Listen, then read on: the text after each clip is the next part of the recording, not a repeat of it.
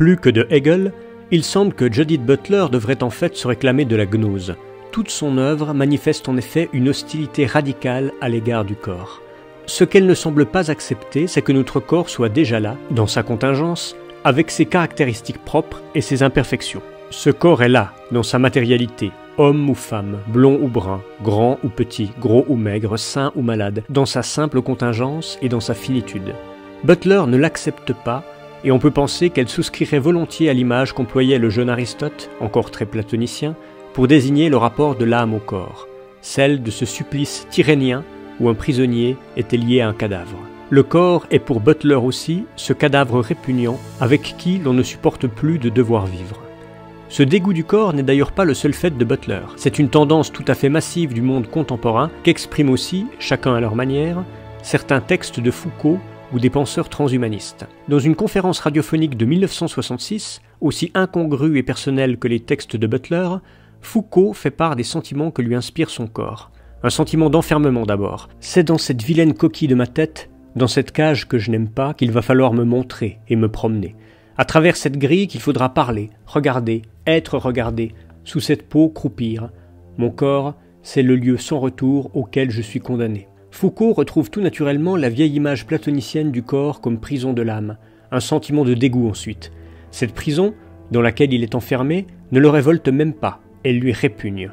Mais tous les matins, même présence, même blessure, sous mes yeux se dessine l'inévitable image qu'impose le miroir. Visage maigre, épaules voûtées, regard myope, plus de cheveux, vraiment pas beau.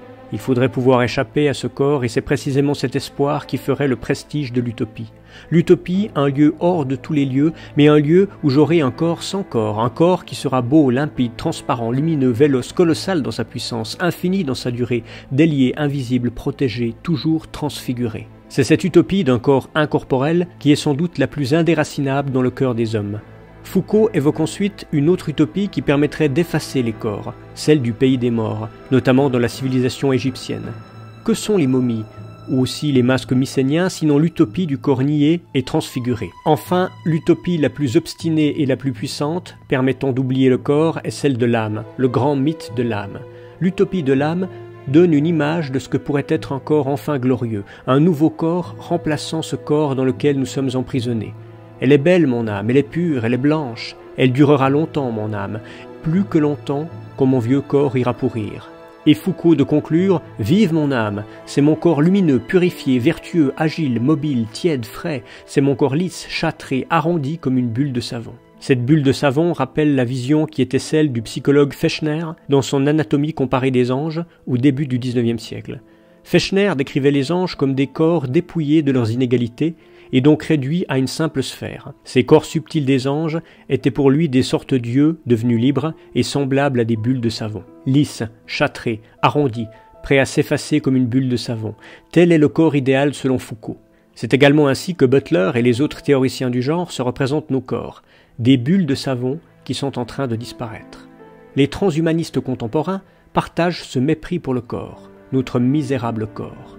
Notre corps est selon eux une machine imparfaite, très peu perfectionnée, dont nous devrions avoir honte. Günther Anders avait déjà pressenti cette tendance, lorsqu'il évoquait la honte prométhéenne que l'homme éprouve devant les machines si parfaites qu'il a fabriquées. Face à ces machines, l'homme semble si mal conçu, si fragile. Il a honte de son origine naturelle, contingente et imparfaite. Dans l'obsolescence de l'homme, Anders note que dans une exposition de machines, le visiteur humain a honte d'être devenu plutôt que d'avoir été fabriqué. Il a honte de devoir son existence, à la différence des produits qui, eux, sont irréprochables, parce qu'ils ont été calculés dans les moindres détails, au processus aveugle, non calculé et ancestral de la procréation et de la naissance. Le déshonneur de l'homme tient donc au fait d'être né d'une manière contingente. Et l'homme a également honte du résultat imparfait et inévitable de cette origine, en l'occurrence lui-même. Les prophètes de l'intelligence artificielle sont frappés par les défectuosités de notre corps lorsqu'ils le comparent à la perfection des puces en silicium de l'ordinateur. Notre corps, c'est ce que William Gibson, auteur de Neuromancien et inventeur du cyberpunk, appelle avec mépris le monde de la viande. Le corps, c'était de la viande. Le héros de Gibson s'efforce de résister à cet appel de la viande lorsqu'il l'entend encore. La viande, lui disait une partie de lui-même, c'est la viande qui parle, ignore-la. Marvin Minsky ou Hans Moravec éprouvent le même dégoût pour cette viande qu'ils remplaceraient volontiers par des microprocesseurs. Une personne, ce n'est pas une tête, des bras et des jambes, c'est trivial. Une personne est un gigantesque multiprocesseur composé de millions de petits composants qui sont agencés comme des milliers de calculateurs. La chose la plus importante à propos de chaque personne, ce sont les données, et les programmes parmi ces données qui sont dans le cerveau. Un jour, vous serez capable de rassembler toutes ces données, de les mettre sur un petit disque et de les stocker pour des milliers d'années. En branchant tout ça à nouveau, vous serez vivant dans le 4e ou le 5e millénaire. Voilà l'avenir radieux qu'il nous annonce, le downloading de la conscience. Les théoriciens du genre, comme les transhumanistes, se retrouvent dans ce mépris du corps. Pour eux, seul compte la volonté, la conscience. Le corps n'a qu'à suivre.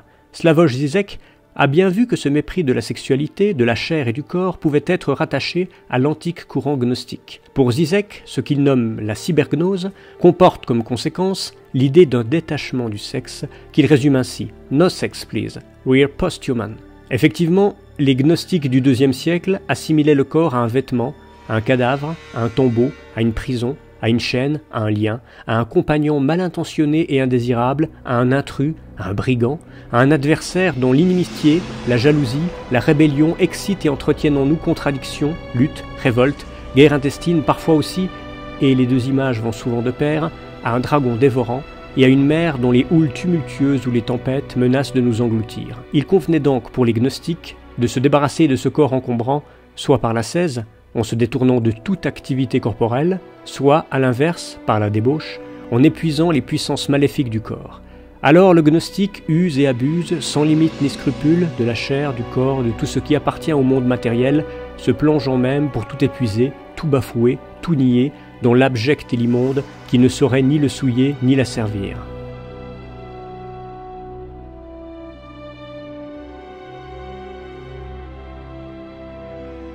Cette lecture était extraite du livre « La philosophie devenue folle, le genre, l'animal, la mort » de Jean-François Braunstein, paru en 2018 aux éditions Grasset.